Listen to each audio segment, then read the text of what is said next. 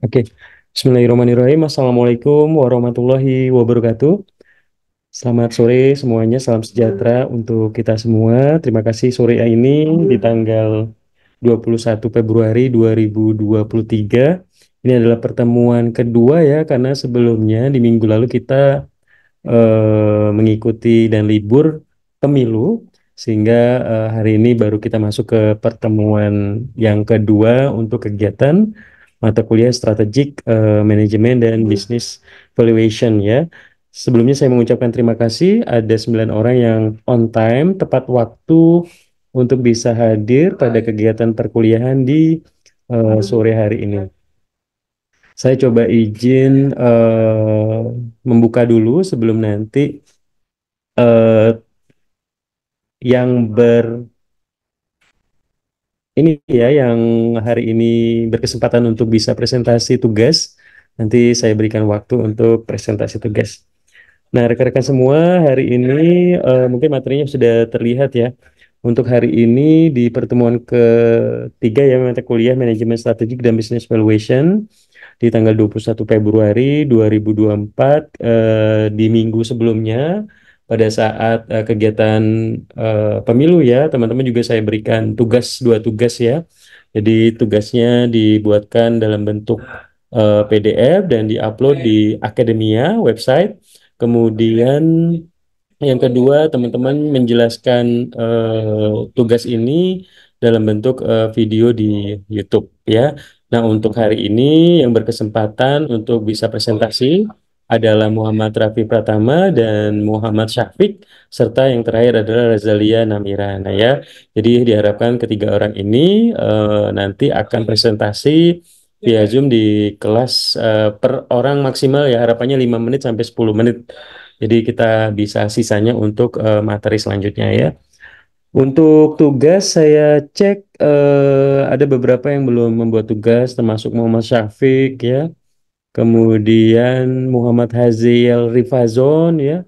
Yolanda Putri Zazika ya, saya sudah informasikan di awal pertemuan kegiatan perkuliahan kita bahwa nilai tugas absensi itu adalah yang berkontribusi terbesar dalam penilaian kegiatan mata kuliah strategic management dan business valuation yang saya ampu. Jadi harapannya teman-teman sudah saya berikan waktu 2 minggu untuk membuat tugas bisa tepat waktu ya.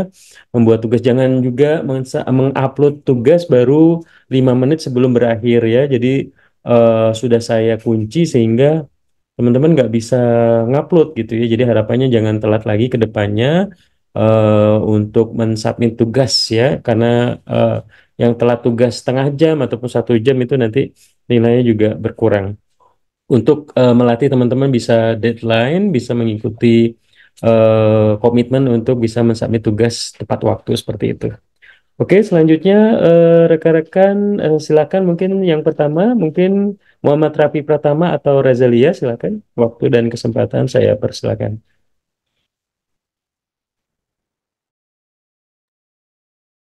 Baik, terima kasih kepada Pak Bambang. Jadi, Assalamualaikum warahmatullahi wabarakatuh. Nama saya Muhammad Rafi Pratama.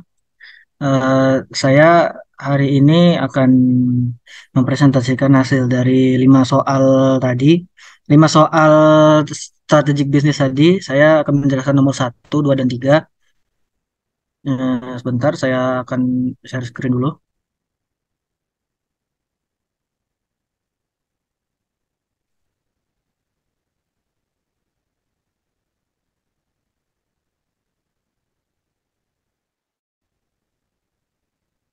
Baik, udah terlihat jelas ini screen-nya. Jelas, silakan lanjut. Hmm. Terima kasih. Baik, langsung saja. Yang nomor pertama itu ada pengertian dari manajemen strategik. Jadi, manajemen strategik ini secara umum adalah rangkaian dari tindakan dan keputusan mendasar yang telah dibuat oleh manajemen puncak dan diaplikasikan oleh seluruh anggota dalam sebuah organisasi. Ya, tujuannya untuk meraih dan merealisasikan visi misi perusahaan. Baik, lanjut nomor 2. Pengertian dari business valuation. Nomor 2 adalah pengertian dari business valuation.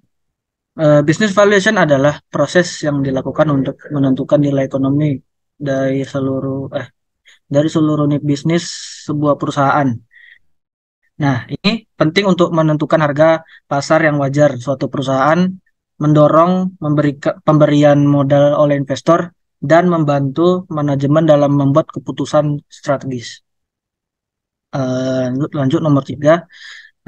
Mengapa penting mempelajari manajemen strategik dan business valuation? Nah, jadi mengapa pentingnya untuk belajar manajemen strategik dan business valuation ini masing-masing ada manfaatnya ya. Apa? Misal kayak manajemen strategik ini manfaatnya yaitu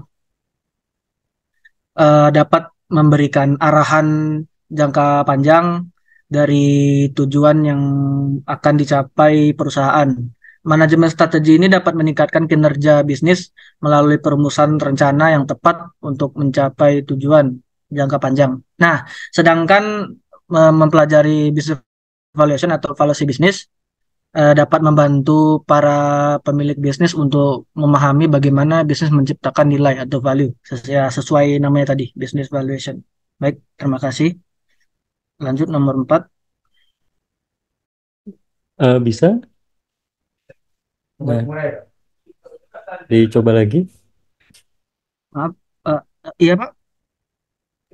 Oke, dicoba lagi. Tadi nge-lag atau nggak jalan? Enggak, Pak. Lanjut lanjut yang nomor 4, Pak. Saya cuma sampai nomor 3, Pak. Tapi Oke, oke. nomor 4 orang oh, Siapa yang tugas untuk nomor 3 ini saya cek 1 sampai 3 saya, Pak. Nomor Muhammad 4, Pak. Syafiq ya. Mau sama Syafiq kayaknya nggak join ya. Oke, lanjut aja untuk selanjutnya di nomor 5 ini Rezalia Namira, silakan. Maaf, Pak, tapi PPT-nya ada saya gabungin, Pak, yang punya Safik, Pak. Karena jawabannya cuma ini, Pak, dikit saja. Jadi saya gabungin di sini, di PPT saya. Tapi kayaknya Syafiqnya nggak join di kelas ya. Oh, Iya, nggak jadi, join. jadi ini ya, lompat ke nomor 5 aja ya, Pak, ya. Ya, silakan nomor 5 aja. Berarti Oke. nggak hadir dan nggak buat tugas dan nggak presentasi Syafiq ya. Oke, noted. Lanjut, Ini silakan Rezalia, silakan. Ya, baik, Pak. Boleh itu fullin Raffi layarnya. sebentar ya. Eh, ditutup ya, Lia ya? Yang nomor 5 ini kan, aku Iya. jelasin yang punya Safik ini kan yang nomor 5. Ini stop share ya, apa gimana?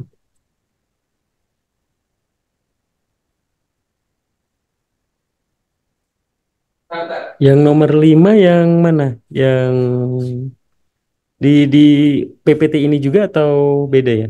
Enggak, Pak. Sebenarnya mau di sini di saya share screen juga, cuman belum nggak bisa dibuka, Pak. Filenya Lia, Pak, tadi sudah saya Oh. coba. Coba Lia, ada materinya?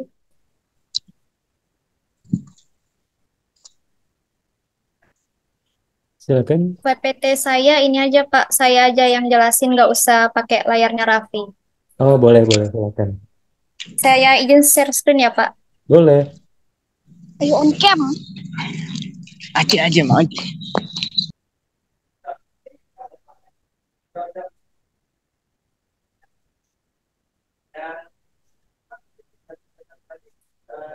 Baik, Assalamualaikum warahmatullahi wabarakatuh.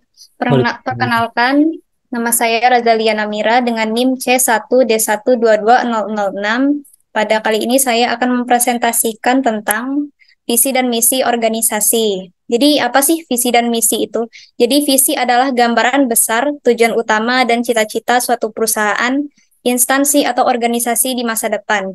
Sedangkan misi adalah bagaimana cara perusahaan tersebut atau organisasi mencapai visi. Next, manfaat visi dan misi. Yang pertama, membangun imajinasi bersama. Visi dapat menjadi sesuatu yang membangun imajinasi bersama dalam meraih keberhasilan bersama. Yang kedua, memberikan standar kerja. Visi dan misi dapat berfungsi sebagai standar kerja bagi organisasi dalam menentukan tugas dan tanggung jawab karyawan. Yang ketiga, motivasi dan kinerja.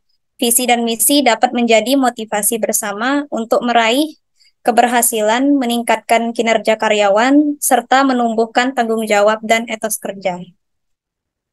Yang ketiga ada tahap proses manajemen strategik. Yang pertama ada perumusan strategi. Itu di mana kita akan merumuskan strategi di perusahaan, mana strategi yang cocok untuk tujuan yang kita inginkan. Yang kedua ada implementasi strategi, di tahap di mana organisasi melakukan langkah-langkah konkret untuk mewujudkan strategi yang telah dirumuskan. Yang ketiga, evaluasi strategi, di mana keputusan harus dianalisa kembali dengan teliti sebelum diterapkan. Manfaat dari manajemen strategis meliputi membantu perusahaan menentukan arah dan tujuan, membangun imajinasi bersama, memberikan standar kerja, dan meningkatkan motivasi dan kinerja karyawan. Selanjutnya yaitu peranan sentral dari seorang CEO bagi perusahaan. CEO adalah posisi tertinggi dalam struktur perusahaan yang bertanggung jawab memastikan perusahaan tetap beroperasi dan mencapai tujuan yang telah ditetapkan. CEO juga bertanggung jawab untuk menetapkan visi dan misi perusahaan, membuat keputusan strategis, dan mengawasi kinerja seluruh organisasi. CEO juga dapat mengidentifikasi peluang pasar, memperluas pasar, dan mengoptimalkan proses bisnis. Sekian presentasi dari saya. Mohon maaf bila ada kesalahan kata. Saya akhiri. Terima kasih, Pak. Oke, baik. Terima kasih. Untuk mohon di-unshare dulu, Mbak Razalia. Oke, terima kasih ya. Nah, mungkin teman-teman ke depannya untuk yang bertugas untuk presentasi ya, mohon dipersiapkan ya. Tadi yang Safik ya sudah presentasi, tugas nggak dibuat, dan untuk jadwal presentasi pun juga nggak present. Nah, ini eh, sayang sekali gitu ya, karena teman-teman ditugaskan di sini untuk kuliah, mohon maksimalkan ya waktunya untuk benar-benar fokus dengan kegiatan perkuliahannya. Terima kasih untuk Raffi dan Razalia yang sudah dengan baik menjelaskan beberapa pertanyaan yang pengen saya tekankan kepada teman-teman untuk bisa memahami bagaimana manajemen strategik itu, business valuation seperti apa, kemudian mengapa ini menjadi penting untuk kita pelajari, dan kaitannya juga tadi juga mengenai organisasi mulai dari visi misi, kemudian bagaimana proses manajemen strategik, dan bagaimana peranan sentral seorang CEO bagi suatu bisnis, organisasi ataupun suatu perusahaan seperti itu.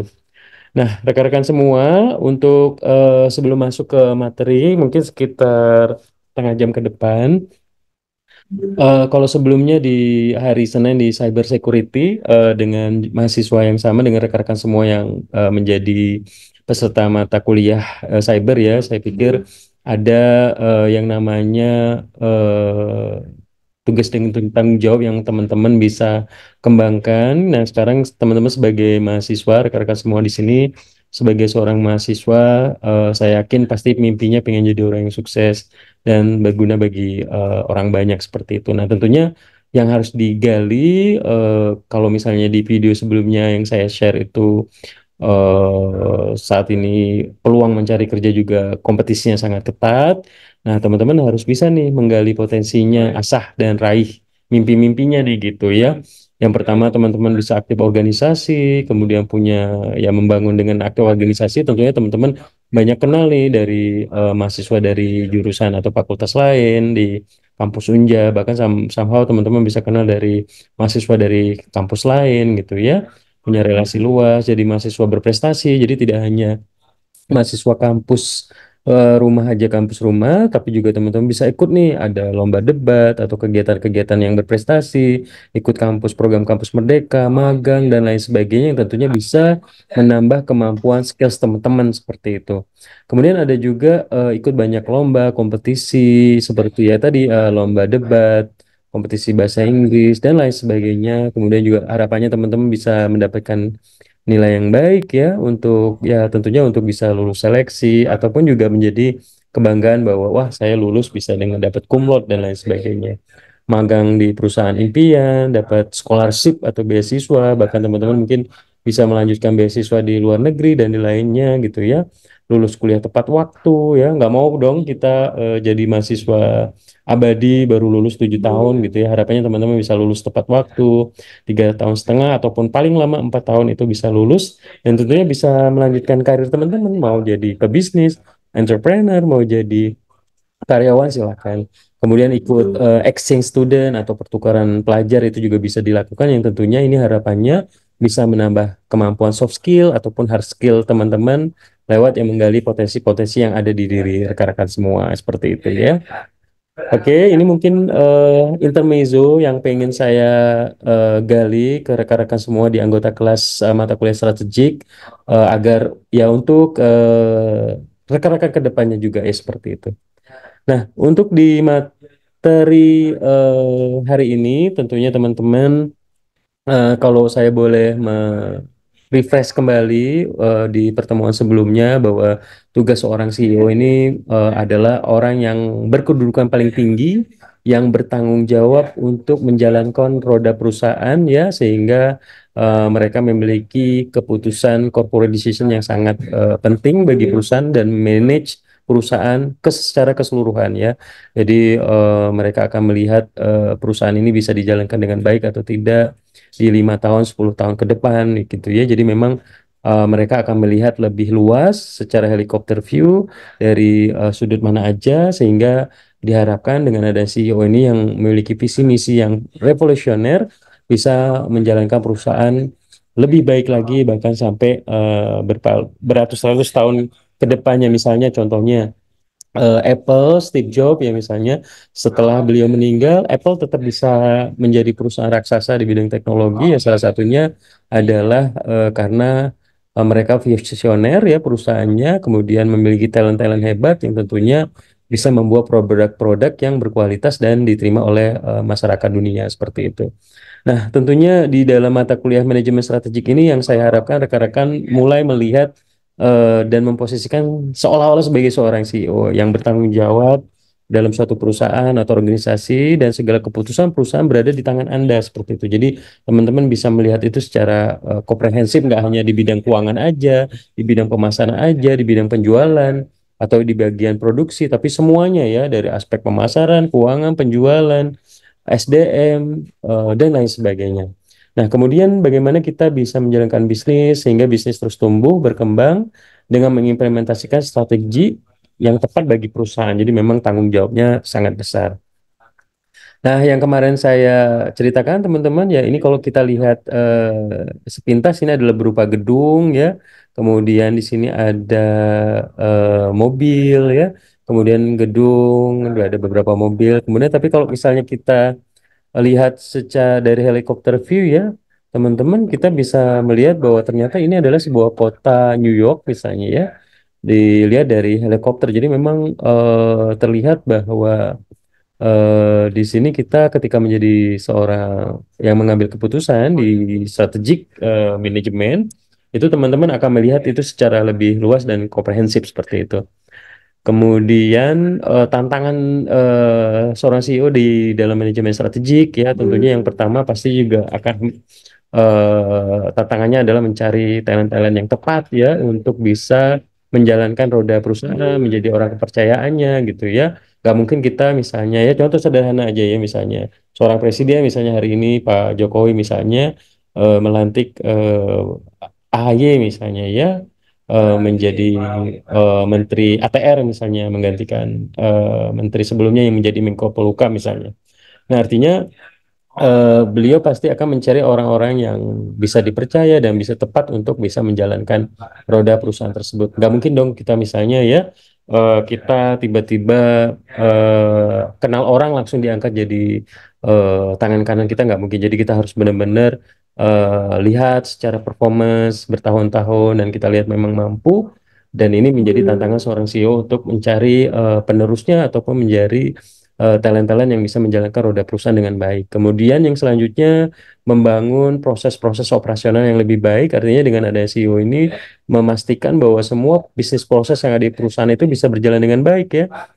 Kemudian juga mengalainkan atau mengajak semua karyawan itu bisa menjalankan strategi yang ada di perusahaan ya. Kemudian juga menciptakan lingkungan kerja yang baik, membangun bisnis strategi yang solid ya, kemudian mengalahkan kompetisi persaingan ya, kemudian juga mendapatkan atau mencari orang yang bisa bekerja dengan efektif ya, bersama-sama bekerja sama dalam tim, kemudian juga mendapatkan tim yang eksekutif yang berada di visi dan misi yang sama ya, getting my executive team on the same page, kemudian membangun produk dan service yang berkualitas yang bisa dipercaya oleh pelanggan ya, sehingga pelanggan terus menggunakan, tentunya berpengaruh terhadap performance perusahaan itu sendiri ya. Kemudian juga menangani terkait performance dari sisi keuangan ya, mulai dari beban, cost yang dikeluarkan, kemudian pendapatan perusahaan, mentraining, mengcreate leader-leader baru melalui manajer baru ya. Kemudian dealing dengan perusahaan, dengan aturan-aturan pemerintah ya, kita harus mengikuti aturan-aturan dari pemerintah ya. Kemudian meningkatkan kecepatan bekerja dari working team ya, tim yang ada di bawahnya, sehingga perusahaan ini bisa berjalan dengan baik seperti itu. Kemudian rekan-rekan semua, lanjut ya, sebenarnya bagaimana sih sebenarnya manajemen strategik ini bekerja ya.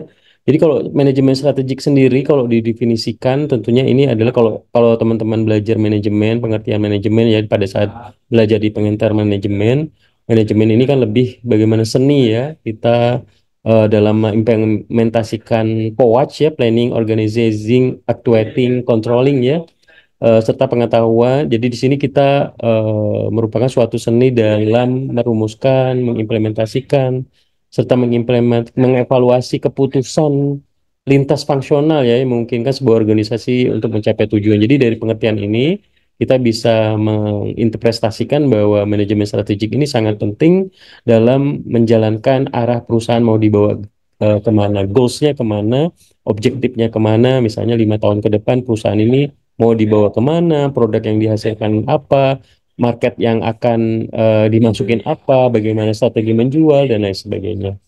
Kemudian manajemen strategik ini juga berfokus pada bagaimana tujuan organisasi yang tadi saya jelaskan, goals perusahaan itu seperti apa gitu ya. Kemudian pengembangan kebijakan dan perencanaan untuk mencapai sasaran ya. Kemudian mengalokasikan sumber daya untuk menerapkan kebijakan dan merencanakan pencapaian tujuan organisasi. Sebentar saya coba cari tempat yang nggak berisik ya, sebentar ya.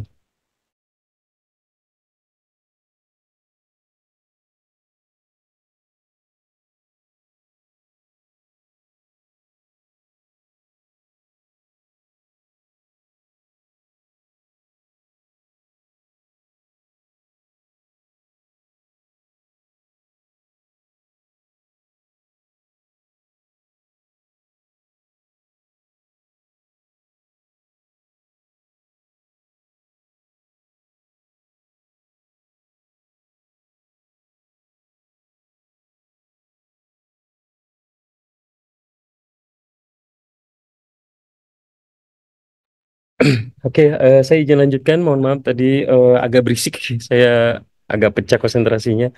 Jadi rekan-rekan semua, untuk eh, titik berat dari manajemen strategis adalah yang tadi, tujuan organisasi. Kita harus tahu arah organisasi, goals perusahaan mau kemana, target perusahaan tahun ini berapa misalnya ya.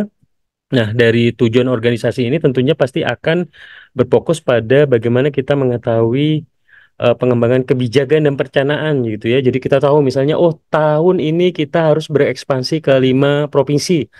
Apa yang harus kita lakukan, plannya apa misalnya, kemudian mencari gedung di 5 provinsi tersebut, kemudian mencari karyawan, rekrutasi, kemudian pembangunan gedung dan lain sebagainya. Tentunya ini bagian dari kebijakan dan perencanaan tersebut. Kemudian juga mengalokasikan SDM. Nah, ini sangat penting karena ketika kita menjalankan suatu organisasi, SDM ini adalah kunci dalam suksesnya organisasi ya. Jadi yang menjalankan strategi, menjalankan planning ya, yang sudah disusun itu adalah ya SDM ini. Makanya tadi tantangan terbesar ketika menjadi CEO adalah kita harus bisa mencari SDM yang tepat, yang jujur, disiplin, dan berdaya saing tinggi sehingga kita bisa mencapai tujuan dari organisasi ya. Makanya kalau misalnya teman-teman lihat CEO-CEO hebat gitu ya, mereka bisa mendapatkan gaji salary remunerasi yang sangat besar karena mereka memiliki kapabilitas yang sangat baik untuk bisa menjalankan perusahaan yang dipercayakan oleh stakeholders atau pemegang saham kepada mereka seperti itu. Nah, manajemen strategi ini sendiri merupakan kombinasi dari aktivitas berbagai bagian fungsional suatu bisnis untuk mencapai tujuan organisasi. Yes, jadi manajemen strategi ini bisa mengatur operasional perusahaan, bagian produksi, bagian pemasaran, bagian penjualan, bagian iklan, kemudian keuangan gitu ya, pelayanan, produksi dan lain sebagainya. Jadi sangat kompleks ya.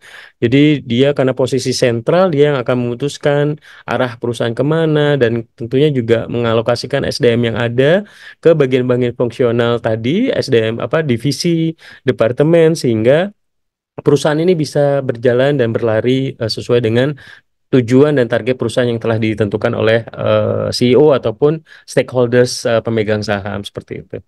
Kemudian rekan-rekan semua, tujuan manajemen strategi ini ada beberapa yang memang menjadi fokus. Yang pertama, suatu proses pengambilan keputusan atau tindakan yang mengarah pada pengembangan strategi yang efektif atau membantu perusahaan mencapai tujuan. Intinya adalah karena ini adalah top level atau CEO atau direktur misalnya ya, tentunya pengambilan keputusan ini untuk mencapai tujuan misalnya ya yang tadi pemegang saham misalnya CEO, direktur utama, saya minta kamu tahun ini bisa mencapai target penjualan 100 miliar. Apa yang harus kamu lakukan? Ini budgetnya untuk mengelola SDM, kemudian pemasaran, budget promosi dan lain sebagainya. Silahkan dimaksimalkan. Nah, si CEO atau direktur tadi akan membuat perencanaan ya planning bagaimana pemasaran yang akan dilakukan, membuat produk yang bisa diminati oleh market, pelayanan, membuka cabang, menambah titik distribusi dan lain sebagainya yang tentunya bisa dievaluasi secara rutin oleh CEO agar strategi itu bisa dijalankan dengan baik. Kemudian selanjutnya yang kedua tujuan dari manajemen strategik ini lebih kepada membantu memikirkan kepentingan berbagai pihak ya organisasi seperti pemasok ya, supplier, karyawan sebagai aset penting bagi perusahaan, pemegang saham ya sebagai owner dari perusahaan tersebut, perbankan ya, mitra perbankan dan masyarakat luas ataupun pemerintah yang memegang peranan terhadap sukses atau gagalnya perusahaan seperti itu. Jadi mereka kalau misalnya teman-teman, oh saya di bagian keuangan ya teman-teman fokus di bagian keuangan aja. Oh saya di bagian pemasaran, teman-teman fokus di bagian pemasaran aja. Tapi kalau misalnya kita ngomongin CEO atau direksi atau manajemen strategik, pasti berhubungan dengan semua. Ya, jadi mulai dari pemasok tadi, karyawan, pemerintah, pemegang saham, perbankan, masyarakat, ya, dan lain sebagainya. Jadi memang sangat kompleks seperti itu. Kemudian mengantisipasi setiap perubahan kembali secara merata. Jadi seorang manajer strategik, CEO, direktur gitu ya dapat memungkinkan manajer puncak mengantisipasi perubahan dan menyiapkan pedoman dan pengendalian. Misalnya apa yang terjadi pada saat COVID-19 ya, banyak sekali perusahaan-perusahaan yang harus mengambil keputusan untuk mem-PHK karyawannya ya. Tentunya ini hal yang berat ya bagi perusahaan. Cuman untuk keberlangsungan perusahaan itu pasti mereka akan mengambil keputusan yang penting bagi perusahaan. Apakah mereka tetap mempertahankan karyawan atau membuat suatu produk baru atau membuat sesuatu yang baru sehingga produk itu bisa terjual sehingga mereka bisnisnya pun terus tumbuh seperti itu. Kemudian berhubungan dengan efisiensi dan efektivitas. Jadi seorang CEO ataupun di level manajemen strategik pasti mereka akan fokus bagaimana aset SDM yang ada, kemudian strategi yang dilakukan itu bisa menekan cost secara efisien, kemudian dan efektif. Jadi dengan prinsip ekonomi misalnya ya, dengan cost yang sekecil-kecilnya kita bisa mendapatkan revenue yang besar sebesar-besarnya. Artinya sama di dalam suatu bisnis ya, sama bagaimana kita menggunakan resource yang ada dan menghasilkan yang sebesar-besarnya dan meningkatkan value yang besar bagi perusahaan, harga saham naik, performance laporan keuangan bagus dan tentunya menjadi sesuatu yang positif bagi perusahaan ke depannya seperti itu. Oke. Nah, kemudian manfaat manajemen strategik sendiri, rekan-rekan semua, lebih yang pertama bagaimana kita memahami yang lebih jelas bagaimana visi dan misi strategis bagi perusahaan, arah perusahaan ini mau kemana. Oh, perusahaan ke depan harus membuka cabang tadi ya, 5 provinsi. Kemudian tahun depan, tahun 2025 kita harus membuka cabang di seluruh Indonesia. Tahun 2026 sampai 2030 kita membuka cabang di beberapa negara di Asia Tenggara misalnya. Jadi memang visioner dan tentunya memiliki mimpi untuk bisa mengembangkan bisnis lebih luas dan lebih kuat lagi seperti itu. Kemudian rekan-rekan semua ada juga nih manfaat manajemen strategi bagaimana kita bisa memiliki fokus yang lebih tajam terhadap apa yang secara strategis memang penting. Jadi memang kita akan memprioritaskan mana aja yang menjadi penting dan harus kita eksekusi prioritas sehingga kita akan berfokus terhadap hal tersebut untuk kita perbaiki, kita improve sehingga bisa mengembangkan perusahaan lebih maksimal lagi. Kemudian yang ketiga, memahami perubahan lingkungan perusahaan secara lebih cepat. Jadi ketika terjadi sesuatu perubahan, adanya arah teknologi yang baru, persaingan ya dan lain sebagainya, kompetitor membuat harga yang lebih murah sehingga pelanggan berpindah ke pesaing. Misalnya kita harus melakukan kebijakan strategik sehingga pelanggan itu bisa kita akuisisi dan kita tetap bisa menjadi market leader di market seperti itu. Misalnya Honda, misalnya ya, ada masukan terhadap rangka ESAP-nya bahwa rangka ESAP ini sangat ringkih, rapuh sehingga banyak terjadi kecelakaan dan motor nggak bisa digunakan. Misalnya mereka melakukan breakthrough, perbaikan, kemudian mereka recall misalnya kepada kendaraan-kendaraan sehingga mereka bisa terus dipercaya oleh pelanggan dan lain sebagainya. Itu salah satu bagaimana kita harus bisa dengan cepat untuk bisa agile, bisa mengikuti perubahan dan mengambil keputusan sehingga perusahaan tetap bisa berjalan dengan baik dan sustainability growth. Kemudian perkembangan manajemen strategik ini mulai dari perencanaan dasar keuangan, kemudian ramalan dasar perencanaan, orientasi output dari apa yang kita pengen hasilkan, perencanaan, manajemen strategik. Jadi memang sangat kompleks. Jadi kita pelan-pelan akan dari pertemuan kemarin di pertemuan 1 sampai ke pertemuan 8 nanti dilanjutkan oleh Pak Prof ini ya Jacob yang akan melanjutkan untuk di pertemuan setelah UTS dan seperti itu. Nah, bagaimana usaha atau bisnis atau perusahaan atau organisasi itu bisa sustainability growth? Tadi saya jelaskan ada dalam manajemen itu ada POC ya, planning, organizing, actuating, controlling ya dalam manajemen bagaimana yang pertama dari sisi planning ini kita tahu visi dan misi perusahaan, membuat action plan A, B, C, D, kemudian juga membuat rancangan anggaran biaya ya, kemudian membuat strategi produksi, strategi pemasaran sehingga ini bisa dijalankan oleh semua pihak mulai dari level top level hingga ke level bawah seperti itu. Kemudian mulai yang kedua selanjutnya adalah organizing bagaimana kita membagi tugas ya, peranan HCM membagi tugas ya, atasan bawahan, kemudian departemen-departemen terkait sehingga dari visi misi, action plan, RAB, strategi produksi, strategi pemasaran ini bisa dibagi targetnya ke masing-masing aset perusahaan yaitu SDM sehingga mereka bisa berkontribusi lewat evaluasi KPI misalnya ya sehingga mereka bisa berkontribusi terhadap pencapaian perusahaan. Kemudian actuating ya pelaksanaan kerja bagaimana dari strategi visi misi yang tadi itu bisa dilakukan atau dilaksanakan oleh SDM yang sudah didistribusikan ke masing-masing departemen misalnya ya, kemudian mengoptimalisasi SDM untuk mencapai visi misi tersebut, bagaimana kita mengevaluasi performance setiap individu, setiap bulannya, setiap semester, setiap kuartal, setiap tahun, sehingga diharapkan semua people, semua aset perusahaan itu bisa berkontribusi terhadap pencapaian tadi, tujuan perusahaan, misalnya mencapai target perusahaan tumbuh double digit misalnya atau mencapai target 100 miliar tahun ini misalnya dan lain sebagainya. Kemudian controlling ya mulai dari pengawasan, quality control, report ya bagaimana kita bisa mengontrol semua SDM yang ada itu bisa menjalankan dengan baik, ada reward dan punishment gitu ya. Kemudian melakukan kontrol terhadap produk yang kita jual, pelayanan, pengawasan, sehingga semua entitas atau semua departemen yang ada di perusahaan itu bisa menjalankan perusahaan dengan baik, bisa menjalankan quality dengan baik, sehingga pelanggan puas, perusahaan berjalan dengan tumbuh, dan tentunya menjadi market leader di pasar seperti itu. Nah, ini beberapa hierarki tingkatan manajemen ya teman-teman. Dari tadi misalnya CEO ya, top manajemen, kemudian middle manajemen ya, GM ya, vice president, lower management misalnya staff gitu ya, officer, kemudian hubungan antara planning, organizing, actuating dan controlling dengan hierarki manajemen ya. Top manajemen ya di planning lebih besar, kalau middle management semakin kecil, di lower management lebih ke eksekusi, jadi perencanaan mereka akan lebih kecil. Kemudian organizing semuanya bergerak sama ya, kemudian activating ya, menggerakkan orang ya, ini yang paling bawah lebih banyak bergerak gitu ya. Controlling, top management biasanya mengontrol lebih banyak dibandingkan yang staff misalnya. Jadi staff ini lebih menjalankan arahan dari atasan, dan di sini di controlling akan lebih banyak di posisi top level manajemen seperti itu.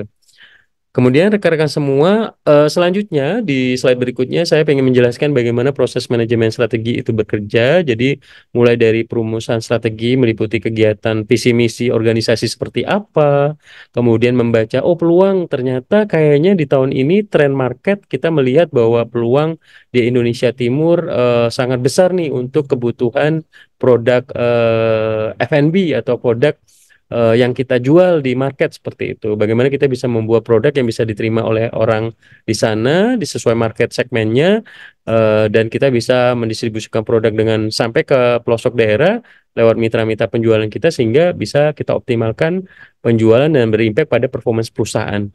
Kemudian juga kita bisa menganalisa, nah, nanti mungkin ke depannya nanti di pertemuan berikutnya saya terangkan juga beberapa analisa yang bisa kita gunakan untuk bisa melihat peluang-peluang ya, ancaman-ancaman organisasi eksternal gitu ya, untuk menentukan kekuatan dan kelemahan internal. Ada analisa SWOT analisis ya, fishbone dan lain sebagainya. Tentunya ini perumusan strategi ini lebih bagaimana menetapkan tujuan organisasi secara jangka panjang, memilih strategi yang tepat digunakan oleh organisasi tersebut. Kemudian pelaksanaan strategi meliputi kegiatan menetapkan sasaran tahunan, misalnya, oh target tahun ini kita harus mencapai target berapa angkanya, misalnya pertumbuhannya berapa, misalnya ya. Kemudian mengambil kebijakan, membuat motivasi karyawan, program reward punishment ya, mengalokasi sumber daya manusia, misalnya merekrut karyawan ya. Kemudian merumuskan strategi yang dapat dilaksanakan ya. Kemudian juga ada juga yang berhubungan dengan culture ya. Ini bagian dari human capital management biasanya. Mereka membuat culture ya, change agent, sehingga organisasi itu akan efektif berjalan dengan adanya budaya, visi misi, organisasi, evaluasi karyawan, motivasi lewat gaji, remunerasi, pengembangan karir dan lain sebagainya seperti itu. Kemudian evaluasi strategi ini yang dilakukan oleh manajemen strategi ada tiga, mulai dari mengkaji ulang faktor-faktor eksternal dan internal, mengukur kinerja dari karyawan, dari departemen, ya dari masing-masing divisi, bagaimana perkembangan dan dievaluasi secara rutin, sehingga mereka benar-benar on the track sesuai dengan kebijakan dan arah dari perusahaan tersebut. Kemudian melakukan tindak korektif. Nah, misalnya, wah ternyata kayaknya produk yang kita jual ini kayaknya nggak cocok nih, misalnya ya, kayaknya nggak cocok dan pesaing membuat produk yang lebih menarik. Bagaimana kita harus membuat di Departemen R&D, Research and Development, membuat produk-produk yang lebih menarik sehingga bisa laku di market seperti itu ya. Jadi dengan adanya evaluasi strategi ini diharapkan dilakukan bisa menentukan keberhasilan saat ini dan juga jaminan untuk keberhasilan di next time, di kemudian hari, 5 tahun lagi atau 10 tahun lagi. Jadi benar-benar ditentukan lewat data, lewat tren market dan lain sebagainya ya. Nah, tingkatan strategi ini ada tiga, mulai dari tingkatan perusahaan corporate strategi yang levelnya ini ya, atas ya, kemudian strategi bisnis, kemudian juga strategi fungsional dari masing-masing departemen, divisi dan lain sebagainya untuk menjalankan dari corporate strategi yang udah ditetapkan sebagai mimpinya atau objektifnya dari tujuan perusahaan tersebut. Nah, contohnya nih ya, misalnya Bank BRI ini mereka memiliki visi menjadikan BRI sebagai bank terkemuka di bisnis UMKM. Makanya kita lihat BRI banyak membuka kantor cabang pembantu sampai di kecamatan, di kabupaten-kabupaten. Coba dibandingkan dengan Bank BCA, Bank Panin, atau Bank Maya Pada, atau Bank BNI dan lain sebagainya. Mungkin BRI lebih fokus ke bisnis perbankan retail ya kalau kita lihat. Kemudian misinya mempertahankan portofolio UMKM minimal 80%. Kemudian tetap leading di sektor mikro, mengembangkan portofolio UMKM yang sehat dan menumbuhkan kontribusi terbesar bagi laba perusahaan ya. Karena Bank BRI sebagai BUMN, tentunya mereka fokus bagaimana mendapatkan laba yang sebesar-besarnya bagi perusahaan. Kemudian juga ada juga menciptakan sinergi antar stakeholder ya, kemudian pemangku kepentingan ya. Kemudian peduli juga pada masyarakat dan lingkungan. Jadi visi misi yang dibuat oleh Bank BRI ini tentunya sebagai arah perusahaan mau kemana ya, visinya menjadikan BRI sebagai bank terkemuka, bank nomor satu di bisnis UMKM. Jadi apa yang dilakukan, mereka akan fokus ke pengembangan bisnis ke sektor UMKM mikro ya dan lain sebagainya. Jadi ini bisa menjadi contoh bagaimana arah objektif perusahaan lewat penerapan visi misi di Bank BRI. Mungkin nanti kita selanjutnya beberapa tugas ke depan juga saya assign buat teman-teman lebih dalam lagi untuk mendalami visi misi dan objektif dari perusahaan melalui penerapan manajemen strategi guys, seperti itu. Oke, rekan-rekan ada yang mau ditanyakan sampai sini untuk di pertemuan kedua kita hari ini untuk tugas ketiga manajemen strategi dan business valuation di pertemuan berikutnya ini teman-teman silahkan ya mencari referensi sebanyak-banyaknya di internet. Kemudian membuat tugas dalam bentuk PowerPoint dan dijelaskan dalam bentuk video dan diupload di video. Jadi silahkan setiap orang untuk membuat tugas ini. Yang pertama pertanyaannya adalah mencari kasus di internet tentang bagaimana strategi dan taktik perusahaan. Sebenarnya perbedaan strategi dan taktik ini seperti apa, kemudian bagaimana perusahaan tersebut mengimplementasikan manajemen strategik ya. Kemudian yang kedua, banyak perusahaan yang bertransformasi ke arah digital. Nah, menurut teman-teman gimana nih? Apakah langkah manajemen strategik ke arah digital ini penting? Apakah integrasi sistem informasi dari satu cabang ke cabang lain ya? Ini sangat penting bagi pengembangan perusahaan karena saat ini semua terkoneksi dengan internet dan lain sebagainya. Nah, ini cuma teman-teman bisa memberikan contoh dan dijelaskan dalam bentuk video ya. Dan yang berkesempatan beruntung kali ini untuk presentasi minggu depan, yang pertama adalah Nanda Ena Elizabeth Nenggolan, pertanyaan nomor satu, dan pertanyaan kedua adalah Farul Dwi Putra ya. Jadi tugas ini please di-input di link tugas paling lama hari Rabu depan, tanggal 27 Februari jam 5 sore ya, seperti itu. Hari Rabu sore, hari Selasa ya kayaknya. Hari Selasa, saya perbaikin. Hari Selasa tanggal 27 ya. Hari Selasa, oke. Jadi satu hari sebelum kita kuliah, nanti teman-teman bisa mensubmit tugas tepat waktu. Nanti saya ingetin lagi. Oke, rekan-rekan semua, ada yang mau ditanyakan sebelum kita absensi? Silahkan, terkait mata kuliah sore ini. Baik, kalau nggak ada, saya izin coba absensi dulu rekan-rekan semua untuk di sore hari ini sebentar ya. Oke, untuk yang pertama ini ya link tugas minggu depan silakan dibuat di Sabtu Minggu masih banyak waktu, silakan diupload di sini. Nah, untuk absen hari ini tanggal 21 02/2024. Muhammad Amin Sobri hadir. Hadir, Pak. Lalu Muhammad Rafi, Hadir, Pak. Muhammad Syafiq Alpa ya. Kemudian Razalia Namira, Hadir, Pak. terima kasih. Kemudian Nanda Ena Elizabeth, Hadir, Pak. kemudian Fahrul, Hadir, Pak. oke, terima kasih. Kemudian Roy, Hadir, Pak. Muhammad Farhan, Hadir, Pak. Umar, Hadir, Pak. Fadri, Hadir, Pak. oke, Irsa, Hadir, Pak. oke, baik. Ayu Restiana, Hadir. baik. Hadir, Kemudian Pak. Muhammad Ilyas, Hadir, Pak. Meriani, Alfa ya. Kemudian Muhammad Haziel Rifazan, Alfa ya. Nela Agustina, Hadir, Pak. oke, baik. Yolanda,